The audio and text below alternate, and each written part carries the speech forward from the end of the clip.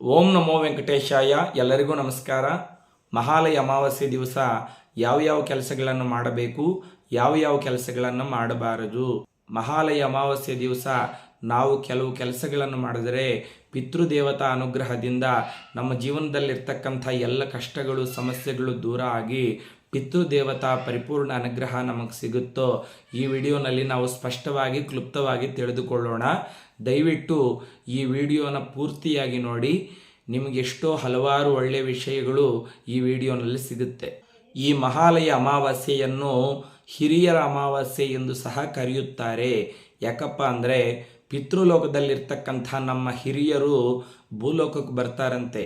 ನಮ್ಮ ವಂಶೀಕರು, ನಮ್ಮ ಮಕ್ಕಳು, ನಮ್ಮ ಮೊಮ್ಮಕ್ಕಳು ನಮ್ಮನ್ನು ನೆನೆಸ್ಕೊತಾ ಇದ್ದಾರಾ ಇಲ್ವಾ, ನಮ್ಮನ್ನು ಮರ್ತೋಗಿದ್ದಾರಾ ಅಂತ ನೋಡ್ತಾರಂತೆ. ಪಿತೃದೇವತಾ ಆರಾಧನೆ ಮಾಡುವುದಕ್ಕೆ, ಪಿತೃದೇವತೆಗಳನ್ನು ಪೂಜೆ ಮಾಡುವುದಕ್ಕೆ ಈ ಮಹಾಲಯ ಅಮಾವಾಸ್ಯೆಗಿಂತ ಒಳ್ಳೆಯ ತಿಥಿ ಇಲ್ಲ ಅಂತ ನಮಗೆ ಪುರಾಣಗಳಲ್ಲಿ ಶಾಸ್ತ್ರಗಳಲ್ಲಿ ಹೇಳಿದ್ದಾರೆ. ಈ ಮಹಾಲಯ ಅಮಾವಾಸ್ಯೆ ದಿವಸ ನಾವು ಪಿತೃದೇವತೆಗಳಿಗೆ ಪೂಜೆ ಮಾಡದಿರ ಇದ್ದರೆ, ಅವರಿಗೆ ನಮಸ್ಕಾರ ಮಾಡದಿರ ಇದ್ದರೆ ನಮಗೆ ಜೀವನದಲ್ಲಿ ಒಳ್ಳೆಯದಾಗುವುದಿಲ್ಲ. ಜೀವನದಲ್ಲಿ ಸುಖ, ಶಾಂತಿ, ನೆಮ್ಮದಿ ನಮಗೆ ಎಂದೆಂದಿಗೂ ಸಿಗುವುದಿಲ್ಲ. ಪಿತೃದೇವತಾ ಅನುಗ್ರಹ ಅನ್ನೋದು ತುಂಬ ಮುಖ್ಯ. ನಮ್ಮೆಲ್ಲರಿಗೂ ಜನ್ಮ ಕೊಟ್ಟಿರೋದು ನಮ್ಮ ಪಿತೃದೇವತೆಗಳೇ ಅಲ್ವಾ. ಅವರಿಲ್ಲ ಅಂದರೆ ನಾವಿಲ್ಲ.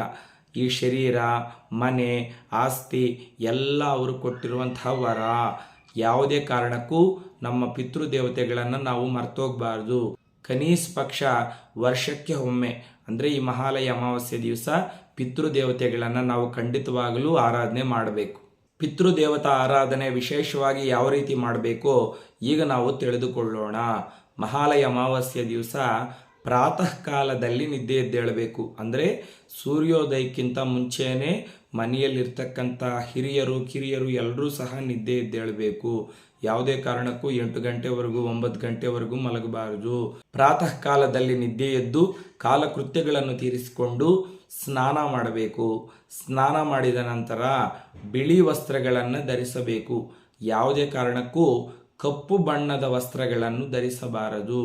ಬಿಳಿ ವಸ್ತ್ರಗಳನ್ನು ಧರಿಸಿ ಹಣೆಯಲ್ಲಿ ಕುಂಕುಮ ಇಟ್ಕೊಳ್ಬಾರದು. ಬೇಕಾದರೆ ವಿಭೂದಿ ಇಟ್ಕೊಳ್ಳಬಹುದು. ಮನೆ ಮುಂದ್ಗಡೆ ರಂಗೋಲಿಯನ್ನು ಯಾವುದೇ ಕಾರಣಕ್ಕೂ ಹಾಕಬಾರದು. ನೋಡಿ, ಈ ಮಹಾಲಯ ಅಮಾವಾಸ್ಯೆ ದಿವಸ ಮನೆ ಮುಂದ್ಗಡೆ ರಂಗೋಲಿಯನ್ನು ಹಾಕಿದ್ರೆ ಪಿತೃದೇವತೆಗಳು ನಿಮ್ಮ ಮನೆ ಒಳಗಡೆ ಬರುವುದಿಲ್ಲ. ದೈವ ಕಾರ್ಯಕ್ರಮಗಳು ಮಾಡುವಾಗ ಅಂದರೆ ವರಲಕ್ಷ್ಮಿ ವ್ರತ, ಸತ್ಯನಾರಾಯಣ ವ್ರತ, ಹಬ್ಬಗಳು ಮಾಡುವಾಗ ಮನೆ ಮುಂದ್ಗಡೆ ರಂಗೋಲಿ ಹಾಕಬೇಕು. ಪಿತೃ ಕಾರ್ಯ ಮಾಡುವಾಗ ಯಾವುದೇ ಕಾರಣಕ್ಕೂ ಮನೆ ಮುಂದ್ಗಡೆ ರಂಗೋಲಿಯನ್ನು ಹಾಕಬಾರದು. ಮುಖ್ಯವಾಗಿ ಗಂಟೆಯನ್ನು ಸಹ ಬಾರಿಸಬಾರದು.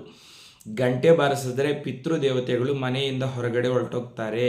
ನಮಗೆ ಶ್ಲೋಕದಲ್ಲಿ ಹೇಳಿದ್ದಾರೆ, ಆಗಮರ್ತಂತು ದೇವಾನಾಂ ಗಮನರ್ತಂತು ರಾಕ್ಷಸಾಂ ಕುರು ಘಂಟಾರಾವಂ ತತ್ರ ದೇವತಾಹ್ವಾನತ ಲಾಂಛನಂ. ಗಂಟೆ ಬಾರಿಸುವುದು ಏತಕ್ಕಪ್ಪ ಅಂದರೆ ಆಗಮರ್ತಂತು ದೇವಾನಾಂ, ದೇವತೆಗಳು ಮನೆ ಒಳಗಡೆ ಬರೋದಕ್ಕೆ. ಗಮನರ್ತಂತು ರಾಕ್ಷಸಾಂ, ರಾಕ್ಷಸರು ನಮ್ಮ ಮನೆಯಿಂದ ಹೊರಗಡೆ ಹೋಗುವುದಕ್ಕೆ. ತತ್ರ ದೇವತಾಹ್ವಾನತ ಲಾಂಛನಂ, ಗಂಟೆ ಬಾರಿಸೋದು ಯಾತಕ್ಕಪ್ಪ ಅಂದರೆ ದೇವತೆಗಳಿಗೆ ಆಹ್ವಾನ. ದೇವತೆಗಳಿರೋ ಹತ್ರ ಪಿತೃದೇವತೆಗಳಿರೋದಿಲ್ಲ, ಪಿತೃದೇವತೆಗಳಿರೋ ಹತ್ರ ದೇವತೆಗಳಿರೋದಿಲ್ಲ. ಆದ ಕಾರಣ ಯಾವುದೇ ಕಾರಣಕ್ಕೂ ಮಹಾಲಯ ಅಮಾವಾಸ್ಯೆ ದಿವಸ ಮನೆ ಒಳಗಡೆ ಗಂಟೆಯನ್ನು ಬಾರಿಸಬಾರದು. ಚಿಕ್ಕ ಮಕ್ಕಳು ತಿಳಿಯದೆ ಗಂಟೆಯನ್ನು ಬಾರಿಸ್ಬಿಡ್ತಾರೆ. ಸ್ವಲ್ಪ ಹುಷಾರಾಗಿ ನೋಡ್ಕೊಳ್ಳಿ. ಈ ಮಹಾಲಯ ಅಮಾವಾಸ್ಯೆ ದಿವಸ ಪಿತೃದೇವತೆಗಳಿಗೆ ಇಷ್ಟವಾಗಿರ್ತಕ್ಕಂಥ ಅಡುಗೆಗಳನ್ನು ಮಾಡಬೇಕು. ಅಂದರೆ ನಿಮ್ಮ ಅಜ್ಜಿ ತಾತ ಆಗಿರಬಹುದು, ನಿಮ್ಮ ತಂದೆ ತಾಯಿ ಆಗಿರಬಹುದು, ನಿಮ್ಮ ಮನೆಯಲ್ಲಿ ಹಿರಿಯರು ಯಾರು ತೀರ್ಕೊಂಡಿರ್ತಾರೋ ಅವರಿಗೆ ಇಷ್ಟವಾಗಿರ್ತಕ್ಕಂಥ ಅಡುಗೆಗಳು ನಿಮ್ಗೆ ಗೊತ್ತಿರುತ್ತಲ್ವ, ಅದನ್ನು ಮಾಡಬೇಕು. ಮುಖ್ಯವಾಗಿ ಅಡುಗೆಯಲ್ಲಿ ಯಾವುದೇ ಕಾರಣಕ್ಕೂ ಸೌತೆಕಾಯಿಯನ್ನು ವಿನಿಯೋಗಿಸಬಾರದು. ಪಿತೃ ಕಾರ್ಯಕ್ರಮಗಳಲ್ಲಿ ಸೌತೆಕಾಯಿ ಪೂರ್ತಿಯಾಗಿ ನಿಷಿದ್ಧ. ಇದನ್ನು ಚೆನ್ನಾಗಿ ನೆನಪಿಟ್ಕೊಳ್ಳಿ. ಮುಖ್ಯವಾಗಿ 2 ಅಡುಗೆಗಳನ್ನು ಮಾತ್ರ ಖಂಡಿತವಾಗಲೂ ಎಲ್ಲರೂ ಮಾಡಬೇಕು. ಒಂದು ಪಾಯಸ, 2 ಉದ್ದಿನ ವಡೆ. ಪಾಯಸ ವಡೆಯನ್ನು ಪಿತೃ ಕಾರ್ಯಕ್ರಮಗಳಲ್ಲಿ ಇಡಲೇಬೇಕು ಅಂತ ದತ್ತ ಪುರಾಣದಲ್ಲಿ ಹೇಳಿದ್ದಾರೆ. ತದನಂತರ ನಿಮ್ಮ ಪಿತೃದೇವತೆಗಳ ಚಿತ್ರಪಟ ಅಂದರೆ ನಿಮ್ಮ ಅಜ್ಜಿ ತಾತ ಆಗಿರಬಹುದು, ನಿಮ್ಮ ತಂದೆ ತಾಯಿ ಆಗಿರಬಹುದು, ಅತ್ತೆ ಮಾಮ ಆಗಿರಬಹುದು, ಯಾರು ತೀರ್ಕೊಂಡಿರ್ತಾರೋ ಅವ್ರ ಫೋಟೋಗಳನ್ನು ತಗೊಂಡು ಚೆನ್ನಾಗಿ ಒರೆಸ್ಕೊಂಡು ದಕ್ಷಿಣ ದಿಕ್ಕಲ್ಲಿ ಇಡಬೇಕು. ಅಂದರೆ ದಕ್ಷಿಣದ ಕಡೆ ಗೋಡೆ ಇರುತ್ತಲ್ವ ಆ ಗೋಡೆಗೆ ಇಡಬೇಕು. ನೀವು ದಕ್ಷಿಣದ ಕಡೆ ತಿರ್ಕೋಬೇಕು. ಆ ಫೋಟೋಗಳಿಗೆ ಗಂಧ ಕುಂಕುಮ ಸಮರ್ಪಣೆ ಮಾಡಬೇಕು. ಶ್ರೀಗಂಧ ತೆಗೆಯುವಾಗ ಒಂದು ಚೆನ್ನಾಗಿ ನೆನ್ಪಿಟ್ಕೊಳ್ಳಿ, ನೀವು ಗಂಧದ ಪೀಠೆ ಮೇಲೆ ನೀರು ಹಾಕ್ಕೊಂಡು ನೀವು ಗಂಧ ತೆಗಿತೀರಲ್ವಾ, ಆವಾಗ ಯಾವುದೇ ಕಾರಣಕ್ಕೂ ಕ್ಲಾಕ್ ವೈಸ್ ಡೈರೆಕ್ಷನಲ್ಲಿ ಅಂದರೆ ಈ ರೀತಿ ಬಲಗಡೆಗೆ ಶ್ರೀಗಂಧವನ್ನು ತೆಗಿಬಾರದು. ಎಡಗಡೆಗೆ ಅಂದರೆ ಆ್ಯಂಟಿ ಕ್ಲಾಕ್ ವೈಸ್ ಡೈರೆಕ್ಷನಲ್ಲಿ ಮಾತ್ರ ಗಂಧವನ್ನು ತೆಗಿಬೇಕು. ಯಾಕಪ್ಪ ಅಂದರೆ ನಾವು ಬಲಗಡೆ ಅಂದರೆ ಕ್ಲಾಕ್ ವೈಸ್ ಡೈರೆಕ್ಷನಲ್ಲಿ ತೆಗೆದು ಗಂಧವನ್ನು ದೇವತಾ ಕಾರ್ಯಕ್ರಮಗಳಲ್ಲಿ ವಿನಿಯೋಗಿಸಬೇಕು. ಆ್ಯಂಟಿ ಕ್ಲಾಕ್ ವೈಸ್ ಡೈರೆಕ್ಷನಲ್ಲಿ ಅಂದರೆ ಎಡಗಡೆಗೆ ಶ್ರೀಗಂಧವನ್ನು ತೆಗೆದು ಪಿತೃ ಕಾರ್ಯಕ್ರಮಗಳಲ್ಲಿ ವಿನಿಯೋಗಿಸಬೇಕು ಅಂತ ಸಹ ನಮಗೆ ಪುರಾಣದಲ್ಲಿ ಸ್ಪಷ್ಟವಾಗಿ ತಿಳಿಸಿದ್ದಾರೆ. ತದನಂತರ ಒಂದು ಹೂವಿನ ಹಾರವನ್ನು ಸಿದ್ಧತೆ ಮಾಡಿಕೊಳ್ಳಿ ಆ ಫೋಟೋಗೆ ಹಾಕೋದಕ್ಕೆ. ಹೂವಿನ ಹಾರ ಸಿಗಲಿಲ್ಲ ಗುರೂಜಿ ಅಂದರೆ ಸೇವಂತಿಗೆ ಹೂವು ಅಥವಾ ಗುಲಾಬಿ ಹೂವು, ಮಲ್ಲಿಗೆ ಹೂವು, ದಾಸವಾಳ ಯಾವ್ದು ಸಿಕ್ಕಿದ್ರೆ ಅದನ್ನೇ ಸಮರ್ಪಣೆ ಮಾಡಿ. ವಸ್ತ್ರಗಳನ್ನು ಇಡುವವರು ಹೊಸ ವಸ್ತ್ರಗಳನ್ನು ಇಡಬಹುದು. ಅಂದರೆ ನಿಮ್ಮ ಅಜ್ಜಿ ತಾತ ತೀರ್ಕೊಂಡಿದ್ರೆ ಅವರಿಗೆ ಒಂದು ಸೀರೆ ಪಂಚೆ ಇಡಬಹುದು. ತಂದೆ ತಾಯಿಗಾದರೆ ಒಂದು ಪಂಚೆ ಒಂದು ಸೀರೆ ಇಡ್ಬೋದು. ಅತ್ತೆ ಮಾಮಗಾದರೆ ಒಂದು ಪಂಚೆ ಸೀರೆ ಇಡಬಹುದು. ಪೂಜೆ ಮುಗಿದ ನಂತರ ಈ ವಸ್ತ್ರಗಳನ್ನು ನೀವು ಧರಿಸುವುದಕ್ಕಿಂತ ಯಾರಿಗಾದರೂ ದಾನ ಕೊಟ್ಟರೆ ತುಂಬ ಒಳ್ಳೆಯದು. ಬಡವರಿಗೆ ನಿಮ್ಮ ತಂದೆ ತಾಯಿ ಹೆಸರಿನಲ್ಲಿ ಅಥವಾ ಅಜ್ಜಿ ತಾತನ ಹೆಸರಿನಲ್ಲಿ ದಾನ ಕೊಟ್ಟರೆ ತುಂಬ ಒಳ್ಳೆಯದು. ವಸ್ತ್ರಗಳಿಲ್ದಿರ ಎಷ್ಟೋ ಜನ ಬಸ್ ಸ್ಟ್ಯಾಂಡ್ಗಳಲ್ಲಿ ಬೀದಿಗಳಲ್ಲಿ ಅಲಗಾಡ್ತಾ ಇರ್ತಾರಲ್ವ, ಎಷ್ಟೋ ನೋವು ಅನುಭವಿಸ್ತಾ ಇರ್ತಾರೆ.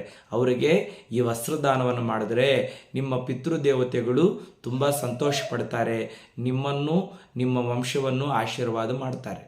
ಮುಖ್ಯವಾಗಿ ಮಹಾಲಯ ಅಮಾವಾಸ್ಯೆ ದಿವಸ ನೀವು ಕಾಗೆಗೆ ಊಟ ಇಡಬೇಕು.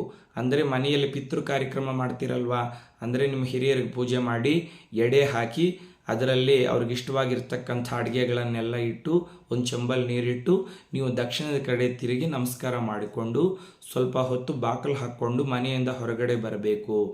ಒಂದು 10 ನಿಮಿಷ ಆದಮೇಲೆ ಮನೆ ಒಳಗಡೆ ಹೋಗಿ ಆ ಎಡೆಯನ್ನು ತಗೊಂಡು ಬಂದು ದಕ್ಷಿಣ ದಿಕ್ಕಲ್ಲಿರುವಂಥ ಗೋಡೆ ಮೇಲೆ ಇಡಬೇಕು ಅಥವಾ ನಿಮ್ಮ ಮಾಡಿ ಮೇಲೆ ಇಟ್ಬಿಟ್ಟು ನೀವು ಬರಬೇಕು. ಅವರು ಕಾಗೆ ರೂಪದಲ್ಲಿ ಬಂದು ಅದನ್ನು ಸ್ವೀಕಾರ ಮಾಡ್ತಾರೆ ಅಂತ ಸಹ ಪುರಾಣದಲ್ಲಿ ಹೇಳಿದ್ದಾರೆ. ಖಂಡಿತವಾಗಲೂ ಕಾಗೆಗೆ ನೀವು ಈ ಎಡೆಯನ್ನು ತಗೊಂಡು ಹೋಗಿ ಇಡಬೇಕು. ಕಾಗೆ ತಿಂದಮೇಲೆ ನೀವು ಊಟ ಮಾಡಬೇಕು. ಕೆಲವರು ಗುರೂಜಿ ನಮ್ಮ ಮನೆ ಹತ್ರ ಕಾಗೆಗಳೇ ಇಲ್ಲ, ನಾವೇನು ಮಾಡೋದು ಅಂದರೆ ನಾಯಿಗೆ ಹಿಡಿ. ಯಾಕಂದರೆ ನಾಯಿ ಕಾಲಭೈರವ ಸ್ವರೂಪ. ನಾವೆಲ್ಲರೂ ರಾತ್ರಿ ಹೊತ್ತು ನಿದ್ದೆ ಮಾಡ್ತಾ ಇದ್ರು ಸಹ ನಮ್ಮ ಮನೆ ಮುಂದ್ಗಡೆ ಕಾವಲು ಕಾಯ್ತಾ ಇರುತ್ತೆ ನಾಯಿ. ಯಾರಾದರೂ ಕಳ್ಳರು ಬಂದರು, ಅಪರಿಚಿತ ವ್ಯಕ್ತಿಗಳು ಬಂದರು, ಯಾರಾದರೂ ನಮ್ಮ ಮನೆಗಳ ಹತ್ರ ಬಂದರೆ ಅವರನ್ನು ಎದುರಿಸುತ್ತೆ, ನಮಗೆಷ್ಟು ಒಳ್ಳೆಯದನ್ನು ಮಾಡುತ್ತೆ. ಕಾಗೆಗಳಿಲ್ಲ ಅಂದರೆ ನಾಯಿಗಾದರೂ ನೀವು ಇಡಬಹುದು. ಅದೇ ರೀತಿಯಾಗಿ ನಿಮ್ಮ ಮನೆಗಳ ಹತ್ರ ಗೋಮಾತೆ ಇದ್ದರೆ ಆ ಗೋಮಾತೆಗೆ ಈ ಮಹಾಲಯ ಅಮಾವಾಸ್ಯೆ ದಿವಸ ಖಂಡಿತವಾಗ್ಲೂ ಪೂಜೆ ಮಾಡಬೇಕು. ಗೋಮಾತೆ ಕಾಲಿಗೆ ಗಂಧ ಕುಂಕುಮ ಇಟ್ಟು ಆ ಗೋಮಾತೆಗೆ ಒಂದು ಪುಷ್ಪವನ್ನು ಸಮರ್ಪಣೆ ಮಾಡಿ 2 ಬಾಳೆಹಣ್ಣು, ಅದೇ ರೀತಿಯಾಗಿ ಅದು ತಿನ್ನೋದಕ್ಕೆ ಹುಲ್ಲು ಕೊಟ್ಟು ಸ್ವಲ್ಪ ತಣ್ಣಗಿರುವಂಥ ನೀರನ್ನು ಸಮರ್ಪಣೆ ಮಾಡಿ 5 ಪ್ರದಕ್ಷಿಣೆ ಮಾಡಿದರೆ ಪಿತೃಲೋಕದಲ್ಲಿರ್ತಕ್ಕಂಥ ನಿಮ್ಮ ಎಲ್ಲ ಪಿತೃದೇವತೆಗಳಿಗೆ ವಿಷ್ಣು ಲೋಕ ಪ್ರಾಪ್ತಿಯಾಗತ್ತೆ. ಅವರು ಸಂತೃಪ್ತರಾಗ್ತಾರೆ. ನಿಮ್ಮನ್ನು, ನಿಮ್ಮ ಮಕ್ಕಳನ್ನು, ನಿಮ್ಮ ಕುಟುಂಬವನ್ನು ಆಶೀರ್ವಾದ ಮಾಡ್ತಾರೆ. ಗೋಪ್ರದಕ್ಷಿಣೆ ಮಾಡಿದರೆ ನಿಮಗೆ ಅಖಂಡ ರಾಜಯೋಗ ಹಿಡಿಯುತ್ತೆ. ಇದು ಪರಮಸತ್ಯ. ಮಹಾಲಯ ಅಮಾವಾಸ್ಯೆ ದಿವಸ ಯಾರಾದರೆ ಗೋಮಾತೆಯನ್ನು ಪೂಜೆ ಮಾಡ್ತಾರೋ ಅವರಿಗೆ 3,000,000 ದೇವತೆಗಳ ಅನುಗ್ರಹ ಸಿಗುತ್ತೆ. ಯಾಕಂದರೆ ಗೋವಿನ ಶರೀರದಲ್ಲಿ ನವಗ್ರಹ ದೇವತೆಗಳು, ಅಷ್ಟದಿಕ್ಪಾಲಕರು, ಸಪ್ತ ಋಷಿಗಳು, ಪಂಚಭೂತಗಳು, ಗರುಡ, ಗಂಧರ್ವ, ಯಕ್ಷ, ಕಿನ್ನೆರ, ಕಿಂಪುರುಷ, ಸಿದ್ಧ, ಸಾಧ್ಯರು, ಪಿತೃದೇವತೆಗಳು ಎಲ್ಲರೂ ಸಹ ಇರ್ತಾರೆ. ನಾವು ಗೋಪ್ರದಕ್ಷಿಣೆ ಮಾಡಿದ್ರೆ ಎಲ್ಲ ದೇವಾನುದೇವತೆಗಳ ಅನುಗ್ರಹ, ಪಿತೃದೇವತೆಗಳ ಅನುಗ್ರಹ ಸಿಗುತ್ತೆ. ಅಖಂಡ ರಾಜಯೋಗ ಸಿಗುತ್ತೆ. ಇದು ಪರಮ ಸತ್ಯ. ಈ ಮಹಾಲಯ ಅಮಾವಾಸ್ಯೆ ದಿವಸ ನಿಮಗೆ ಶಕ್ತಿ ಇದ್ದರೆ, ಚೆನ್ನಾಗಿ ನೆನ್ಪಿಟ್ಕೊಳ್ಳಿ, ನಿಮಗೆ ಶಕ್ತಿ ಇದ್ದರೆ ನಿಮ್ಮ ಪಿತೃದೇವತೆಗಳ ಹೆಸರಿನಲ್ಲಿ ನೀವು ಛತ್ರಿ, ಚಪ್ಪಲಿ, ವಸ್ತ್ರಗಳನ್ನು ಬ್ರಾಹ್ಮಣರಿಗೆ ದಾನ ಮಾಡಬಹುದು. ಶಕ್ತಿ ಇಲ್ಲ ಅಂದರೆ ಸ್ವಯಂ ಪಾಕವನ್ನು ದಾನ ಮಾಡಿ. ಸ್ವಲ್ಪ ಅಕ್ಕಿ, ತೊಗರಿಬೇಳೆ, ಬೆಲ್ಲ, ವೆಜಿಟೇಬಲ್ಸು, ಸ್ವಲ್ಪ ಹಾಲು, ಮೊಸರು, ತಾಂಬೂಲದಲ್ಲಿ 101 ರೂಪಾಯಿ ಕಾಣಿಕೆಯನ್ನಿಟ್ಟು ಬ್ರಾಹ್ಮಣರಿಗೆ ಕೊಟ್ಟು ನಮಸ್ಕಾರವನ್ನು ಮಾಡಿಕೊಳ್ಳಿ. ನಿಮ್ಮ ಮನೆ ಪಕ್ಕದಲ್ಲಿ ಎಲ್ಲೂ ಬ್ರಾಹ್ಮಣರಿಲ್ಲ ಅಂದರೆ ದೇವಾಲಯಕ್ಕೆ ಹೋಗಿ ಆ ದೇವಾಲಯದಲ್ಲಿ ಅರ್ಚಕರು ಇರ್ತಾರಲ್ವ ಅವರಿಗೆ ಸ್ವಯಂ ಪಾಕವನ್ನು ಕೊಟ್ಟು ನೀವು ನಮಸ್ಕಾರ ಮಾಡಿಕೊಳ್ಳಿ. ಮಹಾಲಯ ಅಮಾವಾಸ್ಯೆ ದಿವಸ ಮನೆಯಲ್ಲಿ ಯಾವುದೇ ಕಾರಣಕ್ಕೂ ಕೆಲವು ತಪ್ಪುಗಳನ್ನು ಮಾಡಬಾರದು. ಸತಿಪತಿ ಕಲಹ ಅಂದರೆ ಗಂಡ ಹೆಂಡತಿ ಯಾವುದೇ ಕಾರಣಕ್ಕೂ ಕಿತ್ತಾಡಬಾರದು. ಪಿತೃಲೋಕದಿಂದ ಅವ್ರು ನೋಡ್ತಾ ಇರ್ತಾರಂತೆ, ನಮ್ಮ ಮಗ ನಮ್ಮ ಸೊಸೆ ಇವರು ಸಂತೋಷವಾಗಿದ್ದಾರಾ, ಒಬ್ಬರನ್ನೊಬ್ಬರು ದೂಷಣೆ ಮಾಡ್ಕೊಳ್ತಾ ಇದ್ದಾರಾ ಅಂತ. ನೀವು ಸಂತೋಷವಾಗಿದ್ದರೆ ಅವ್ರಿಗೂ ಸಂತೋಷ ಆಗುತ್ತೆ. ನೀವು ಕಿತ್ತಾಡ್ತಾ ಇದ್ದರೆ ಒಬ್ಬರನ್ನೊಬ್ಬರು ದೂಷಣೆ ಮಾಡ್ಕೊಳ್ತಾ ಇದ್ದರೆ ಅವರು ನೋವನ್ನು ತಿಂತಾರೆ, ಅವರು ತೃಪ್ತರಾಗುವುದಿಲ್ಲ. ಮುಖ್ಯವಾಗಿ ಮಕ್ಕಳನ್ನು ಯಾವುದೇ ಕಾರಣಕ್ಕೂ ಒಡೆಯಬಾರದು. ಪಿತೃದೇವತೆಗಳಿಗೆ ಅಂದರೆ ನಮ್ಮ ಅಜ್ಜಿ ತಾತ ಆಗ್ಬೋದು, ತಂದೆ ತಾಯಿ ಆಗ್ಬೋದು, ಅವರಿಗೆ ಮಕ್ಕಳಂದರೆ ಎಷ್ಟು ಇಷ್ಟ. ನಮ್ಮ ವಂಶದಲ್ಲಿ ಹುಟ್ಟಿರುವಂತಹ ನಮ್ಮ ಮಕ್ಕಳನ್ನು ನೋಡಿದ್ರೆ ಅವ್ರಿಗೆ ತುಂಬ ಪ್ರೀತಿ. ಅವ್ರು ಅಳ್ತಾ ಇದ್ದರೆ, ಅವರು ಗೋಳಾಡ್ತಾ ಇದ್ದರೆ ಪಿತೃದೇವತೆಗಳಿಗೆ ತುಂಬ ನೋವಾಗುತ್ತೆ. ಆದ ಕಾರಣ ಯಾವುದೇ ಕಾರಣಕ್ಕೂ ನಾಳೆ ಮಕ್ಕಳನ್ನು ಒಡೆಯಬೇಡಿ. ಈ ಮಹಾಲಯ ಅಮಾವಾಸ್ಯೆ ದಿವಸ ಉಗುರುಗಳನ್ನು ಕತ್ತರಿಸಬಾರದು, ಕ್ಷೌರ ಮಾಡಿಕೊಳ್ಳಬಾರದು, ಅಂದರೆ ಶೇವಿಂಗು ಕಟಿಂಗು ಮಾಡಿಕೊಳ್ಳಬಾರದು.